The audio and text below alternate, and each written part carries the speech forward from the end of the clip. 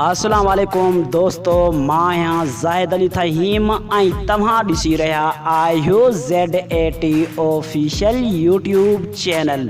दोस्तों उम्मीद है तव्हां दोस्त सब ठीक हूंदा ऐं खैरियत सां हूंदा। दोस्तों अॼु जी हिन वीडियो में मां तव्हां दोस्तनि खे ख़ुशख़बरी ॿुधाइण वारो आहियां। उन्हनि दोस्तनि जे लाइ ख़ुशख़बरी आहे जेके दोस्त ज़ामिन अलीअ जा परस्तार आहिनि। दोस्तों उहा कहिड़ी ख़ुशख़बरी आहे इहो मां तव्हांखे ॿुधाइण वारो आहियां। दोस्तों वीडियो शुरू करण खां पहिरियां तव्हां दोस्तनि खे हिकु नंढड़ी गुज़ारिश आहे, जे अगरि तव्हां अञा ताईं मुंहिंजी वीडियो खे लाइक नाहे कयो त मुंहिंजी वीडियो खे लाइक कयो, कॉमेंट कयो ऐं चैनल के सब्सक्राइब कयो। जी दोस्तों मां तव्हांखे ॿुधाईंदो हलां त सिंगर ज़ामिन अलीअ जो न्यू एल्बम अची रहियो आहे। दोस्तों मां तव्हांखे ॿुधाईंदो हलां त सिंगर ज़ामिन अलीअ जो न्यू एल्बम कहिड़े स्टूडियो ते रिकॉर्डिंग थियो आहे।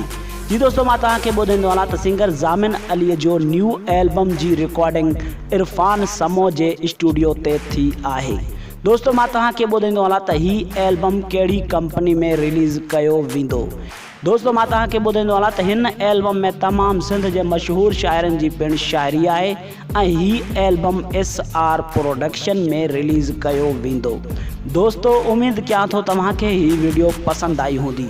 जे अगर तव्हांखे ही वीडियो पसंद आई है तो मुझी वीडियो के लाइक कंदा, कमेंट कंदा ऐं चैनल के सब्सक्राइब कंदा। मेहरबानी दोस्तों, अल्लाह पाक तव्हांखे खुश रखे, सलामत रखे।